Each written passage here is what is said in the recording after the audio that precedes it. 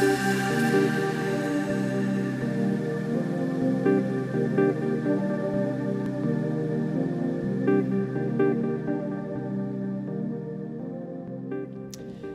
just also finally like to ask you a little bit about talent recruitment and outsourcing. The role of procurement is rarely well publicised, and quite often it's not exactly seen as the world's sexiest line of business. But what's your approach then to finding fresh talent and getting them on board? Well, I mean, just interesting, I think it was at last year's Brussels event, I can't remember the name of the gentleman, he asked people to put their hands up on who came out of university wanting to be a procurement person. And I think only 1 or 2 people put their hands up. And then he asked how many people just kind of stumbled into it, and everyone else put their hands up.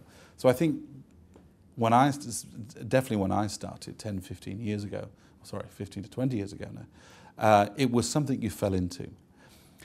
I think we're seeing more and more younger people recognize it as a profession. The problem that we face is that I think younger people are recognizing it as a profession in the financial sector, in maybe the retail sector.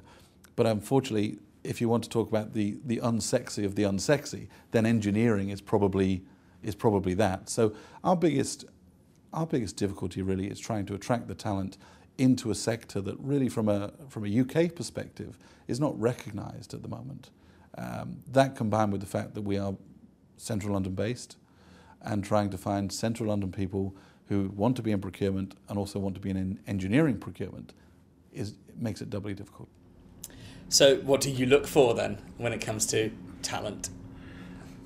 I think you have to look at talents at 2 ends. You have to look at the development of talent, who has the right aptitude for procurement, and that doesn't necessarily always have to come from a solid procurement base, but you can recognize that procurement people are kind of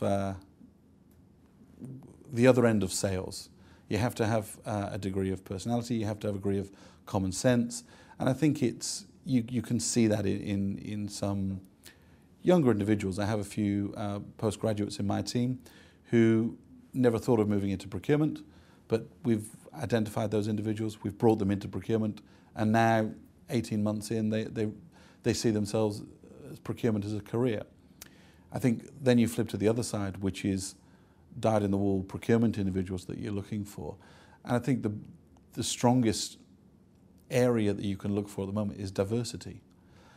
It's sometimes you do need specialists, sometimes you're looking for an indirect specialist, sometimes you're looking for a metals commodity specialist.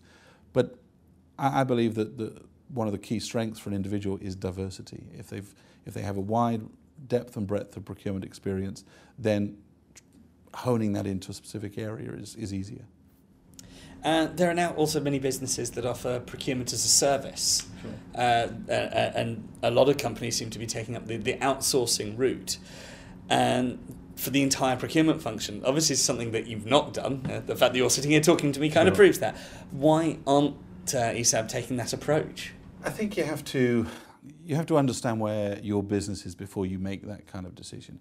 The outsourcing of a procurement function, in my opinion, is effectively streamlining what's already probably quite an efficient organisation, and it's really outsourcing your overhead.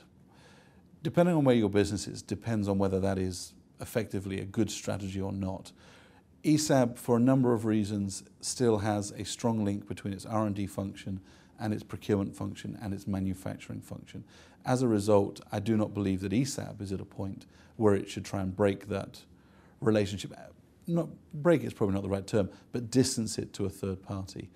There are certain commodities that we have looked at that we could do that with, and I believe ESAB's short-term goal should not be about outsourcing necessarily the procurement function, but more looking to outsource some of the non-value-added services. So looking to partner with people who can deliver you a total solution for your supply of products rather than a sort of purchase-to-place environment.